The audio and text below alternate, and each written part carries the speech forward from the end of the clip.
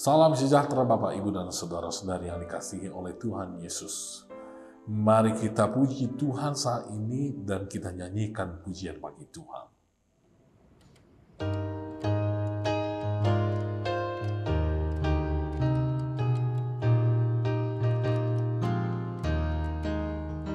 Kita harus membawa berita, Allah itu kasih belas, diberikan putra tunggalnya, supaya kita lepas, karena gelap jadi remang pagi, dan remang jadi siang terang. Kuasa Kristus kan nyatalah, ramani dan cemerlang.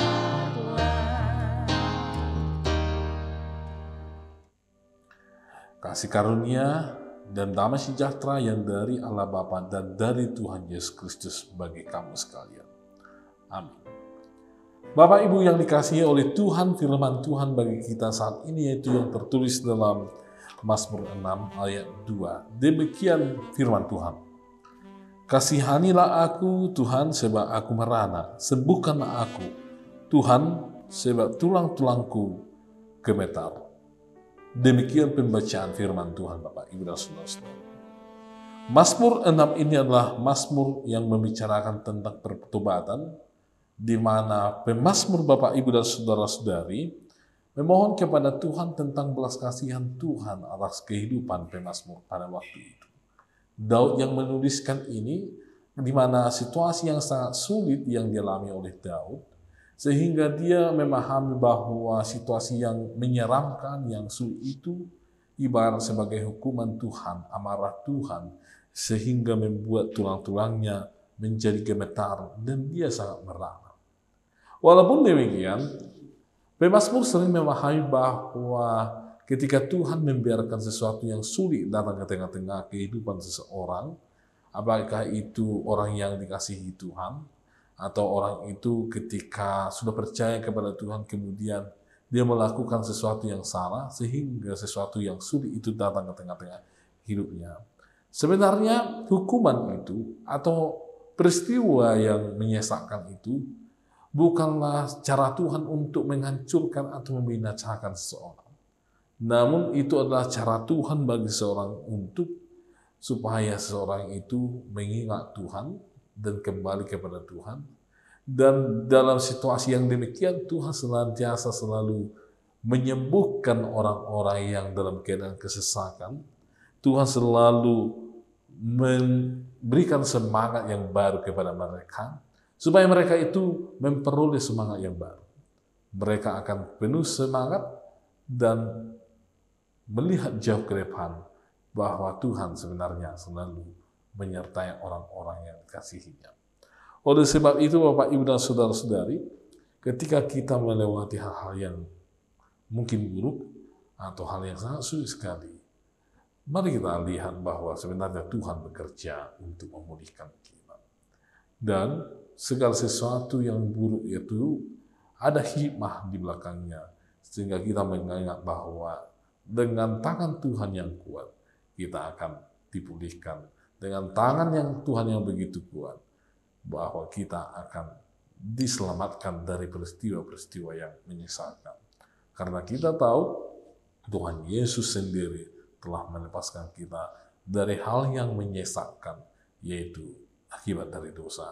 Apalagi terhadap peristiwa-peristiwa perjalanan hidup kita yang sangat sulit itu, Tuhan akan menyembuhkan, bahkan Tuhan juga akan membuat kita tetap berdiri tegap menjalani kehidupan kita. Oleh sebab itu mari kita lihat ketika Daud melewati hal yang sulit itu, dia tidak mengandalkan dirinya, dia tidak mengandalkan kekudusannya, mengandalkan ibadahnya di hadapan Tuhan, dia tidak mengandalkan bahwa dia sangat rohani, bahwa dia telah mempersembahkan sesuatu kepada Tuhan. Dia tidak mengatakan itu kepada Tuhan, dia tidak mohon itu kepada Tuhan. Tapi dengan rendah hati, dia mengetahui bahwa Tuhan itulah penuh kasih karunia, dia mengetahui bahwa Tuhan itu penuh pengampunan, penuh belas kasihan. Dengan kerendahan hati tersebut, dia datang ke hadapan Tuhan untuk memohon belas kasihan yang daripada Tuhan. Karena dia tahu bahwa Tuhan itu akan menyembuhkan dan akan membuat dia berdiri tegak. Oleh sebab itu, Bapak, Ibu, dan saudara-saudari, kita harus mengenal siapa sebenarnya Tuhan kita itu dengan baik. Walaupun Tuhan memberikan sesuatu di perjalanan hidup kita ini, sesuatu yang memberatkan, tapi yang pertama yang kita harus ketahui saat kita melewati hal yang menyesalkan, Tuhan itu adalah Tuhan yang baik, yang mau beserta dengan kita, yang mau mengelilingi kita, bahkan melindungi kita, Bapak, Ibu, dan saudara-saudari. Sehingga kalau itu yang ada dalam diri kita, maka apapun yang terjadi, pasti kita akan datang ke hadapan Tuhan. Sebagaimana pemazmur saat ini. Jadi kita perlu mengenal siapa pencipta, siapa yang bersama kita, atau siapa itu Tuhan kita, Bapak, Ibu, dan saudara-saudari. Ada sebuah ilustrasi dari Belanda kuno tentang seorang petani kaya yang mencemooh agamanya, yaitu agama Kristen. Dia tidak percaya kepada Tuhan dan selalu mengejek agamanya. Namun di suatu waktu dia memutuskan untuk mengikuti ibadah di gereja. Dan ketika pendeta mengkhotbahkan tentang bahwa sapi mengenal pemiliknya yang tertulis dalam Yesaya 1 ayat 3, dia dalam hatinya sangat muak mendengarkan khotbahnya itu, dan dia sangat tidak senang, dan dia selalu mengejek apa yang dikatakan oleh pendeta tersebut. Namun suatu ketika, karena dia seorang petani, dia membajak di ladangnya, dan salah satu lembunya itu melangkahi rantai bajaknya, dan hal ini membuat petani sangat marah kepada lembunya itu, dan dia memukuli lembunya itu dengan amarahnya sampai lembunya itu lemas. Keesokannya ketika petani itu datang menghampiri lembunya itu, ternyata lembunya itu menjulurkan lidahnya dan menjilati lengan dari petani tersebut. Itulah tanda dari pengenalan akan sapi itu terhadap tuannya. Lalu si petani mengingat bahwa ternyata apa yang dikatakan oleh pendeta di khotbah hari Minggu yang lalu itu, bahwa sapi mengenali tuannya. Dan ternyata umatku tidak mengenali siapa penciptanya, siapa yang menyamakan mereka. Hal ini membuat petani tersebut segera berlari kembali ke rumah, dan dia mengambil Alkitab dan berdoa dan memohon ampun di hadapan Tuhan.